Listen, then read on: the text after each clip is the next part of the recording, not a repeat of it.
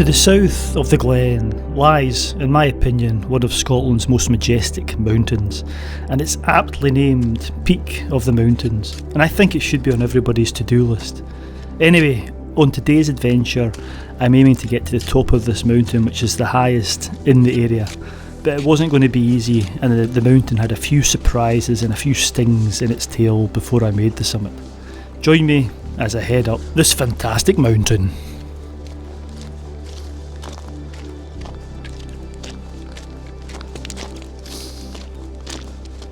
Hello everyone, and no prizes for guessing where I am today. I'm in the wonderful Glen Coe, and I think the camera's maybe picking up one of the sisters, I think it's Anna.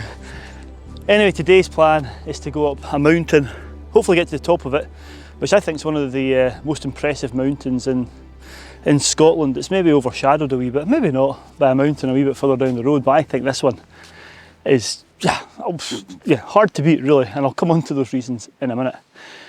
Anyway, you might be able to see a wee bit of snow up there in between the two sisters, and I'm hoping to do a winter climb. We're into April now, so I'm maybe pushing my luck, and I'm not sure, I've not been able to see right up to see if there's a continuous line of snow up the gully that I'm wanting to go up, but that is the plan, to head up there and see if I can get that in, and then head over and a bit further to this mountain, which I think is well worth a place in the top 10 for sure. Right, let's go. I'll report back when I'm up in the corrie.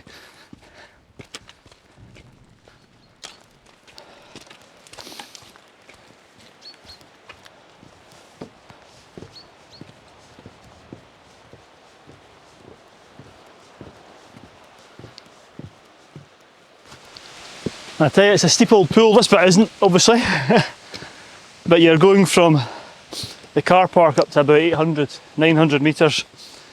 Under 2 kilometres, kilometre and a half, so beautiful walk though, it's lovely.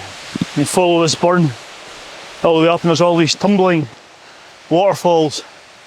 Lovely. Right, let's go. Still can't see the top or the gully. Right, I'm in the corrie now, and the cloud level really hasn't changed since last night when I arrived.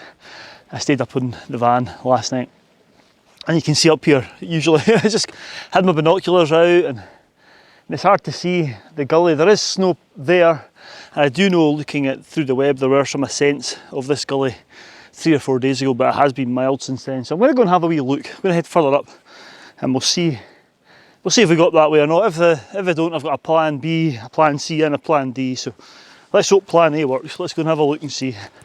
So I needed to get up just to get close to the snow and try it out before committing to the gully. It needed to be well frozen and not too soft.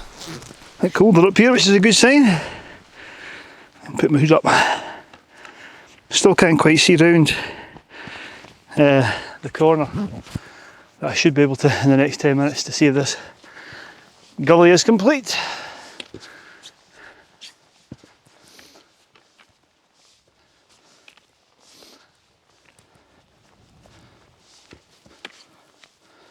Right, watch what I'm doing here, very rocky. Don't know if you can see me or not, but yeah, this is the gully here. Looks like it's looking pretty good. Just need to check the snow. Before I do that, I need to get my crampons and ice axe out, get another layer, and just make sure I'm all good to go before stepping foot on the snow. So let's get that stuff sorted out. Right, as you can see, that's me all geared up and ready to go. I'm going to go and test the snow out. It's up here and I'll be up to the left, so I'll report back when I'm in the gully, hopefully, or I'm back here getting my stuff on and going back down again. But let's hope it's that old bomber snow I'm about to find out. Right, let's go.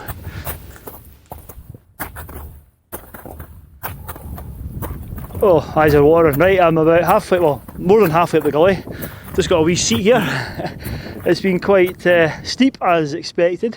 Fantastic. Every now and again I'm seeing some blue sky above me, so you never know, I might get above the cloud, but I'll spin you round. It's been tough going. I'll show you where I am. Hopefully you can see that, you can see the gully. And it is nice old snow, and I don't know if you can make out beside me here. Everything's frozen up here, so yeah, the forecast was for it to be round about freezing, just above 900 metres, so it's worked out perfectly. Snow's been great, bomber. and yeah, having really good fun. So I'll just catch my breath here, and then over my shoulder is the rest of the way. So I'll report back when I'm at the top of the gully. What fun! Look at this, what a place, eh?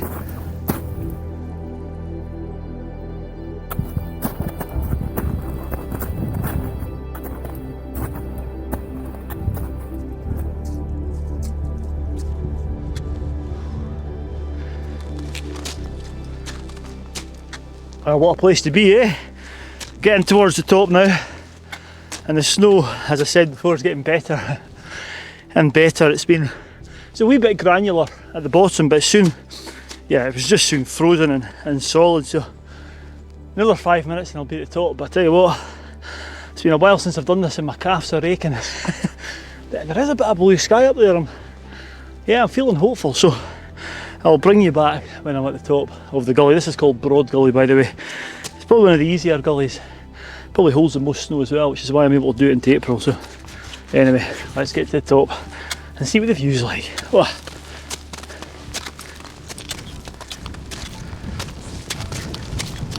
Great, just about there. Oh wow, what a view.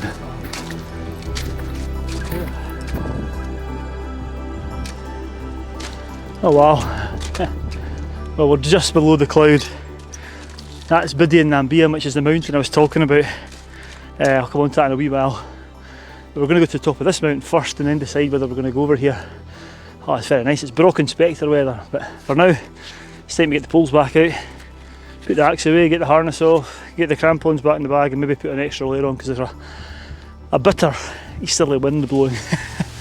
Right, let's do that. So I made the short journey up to the summit of the first peak, which was Stobcournan Lochan, which sits at 1,115 metres. It was a bit busy here, so I didn't stop, and I kept on going down on the route to the true summit. Right, I've just been up to the top of Stobcournan Lochan, but there was a few folk there, so I didn't get the camera out, but it did clear just about for about 5 minutes. I could see where the Bidgeon, which is the Munro I'm going up, which is the highest mountain in this area. And there's a lovely fog bow. In fact, it's clearing a wee bit behind me. I don't know if you can make that out. I can see right down towards Ballyhoolish. It's just one of those days we're right on the cusp of the cloud and the inversion, so hopefully it would drop a wee bit. That would be nice. But anyway, let's crack on and I'll report back at the top of the mountain.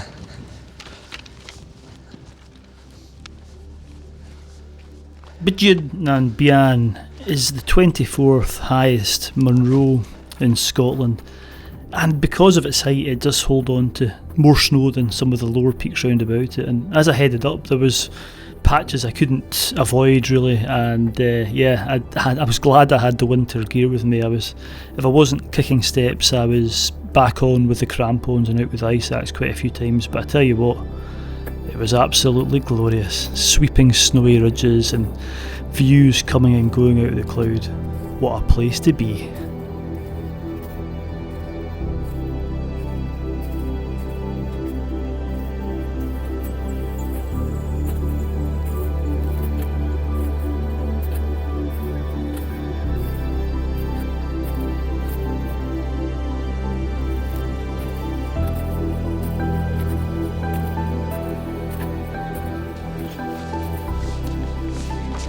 So here I am on the top of Bidgeon nan Bian. It's the biggest, highest mountain in the area. It's absolutely glorious. As I think, again, we're just below the inversion level. In fact, I'm going to come and pick you up because having the camera down there does not do it justice. Typical. As soon as I get the camera out up here, the clouds coming. I was getting fog bows behind me there. And it's just breaking up. We're just almost on the cusp of where the cloud is. It's absolutely beautiful. Look at this. Wow. It's going to be interesting getting down though, because I'm going to head back down via the Hidden Valley, and there's no non-steep ways into that, and if there's snow banked out in it, it might be I might need to get the crampons and ice axe out again. So we'll see. But look at it. It's just lovely. You just see, I don't know if you'll make it out just over there. It's just starting to peek out the peak at the end there. But I think I said this is probably one of my favourite mountains. The reason or the time when I thought that, you have to see it from afar. Now a few years ago I camped on Ambodach just before going and doing the Einachigich Ridge. And I remember just, it was a balmy night and I had the doors open in the tent. I remember just looking over here and it's just a big massive mountain, massive pun intended. And I think there's two Munros here, but it's really just this is the top, and then there's these outlying arms and fingers of this hill, and it's just a magnificent mountain seen from afar, and it's the biggest in the area. It gets overshadowed by the Buchel, I think, but in its own right it's a magnificent mountain. So anyway, I'm going to shut up now. I'm going to sit here for a bit longer and I'll report back when I'm leaving.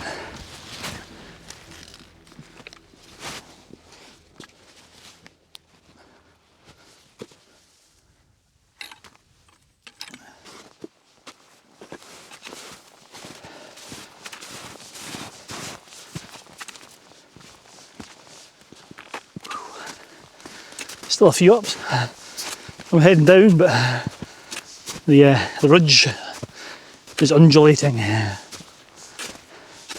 So I was headed down to the descent point into the Lost Valley, and I was quite concerned. The amount of snow to my left filling the northern corries and the northern rim of the mountain was quite spectacular.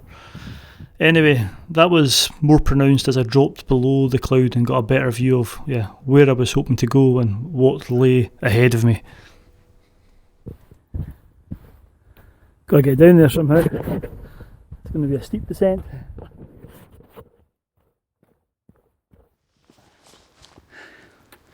Right, way down there, down where my finger is, there is the Hidden Valley. And that's where I'm heading for. However, I need to head down there, so I'll be back on.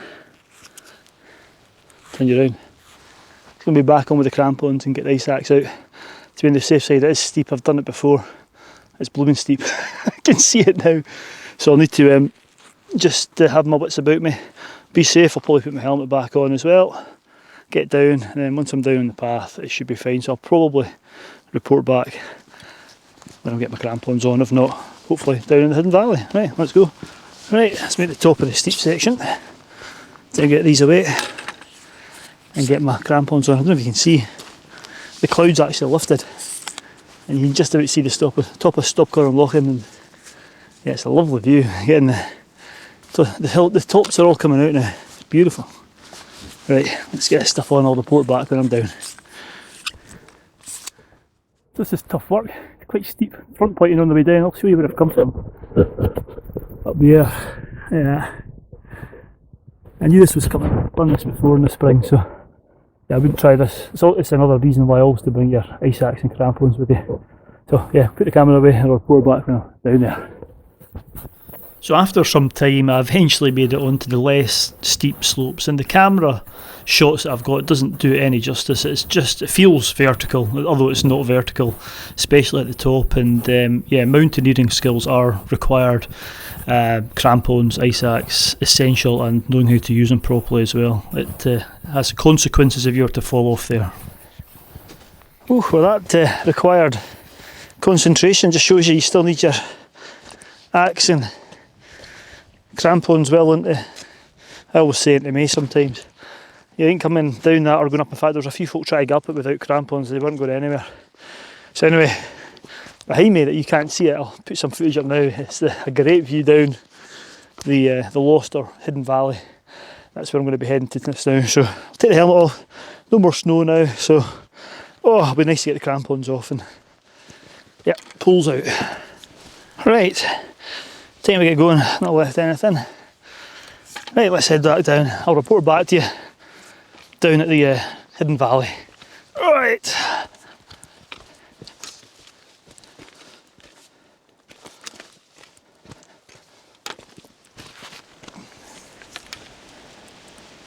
Right, that's me nearly down on the floor of the Hidden Valley.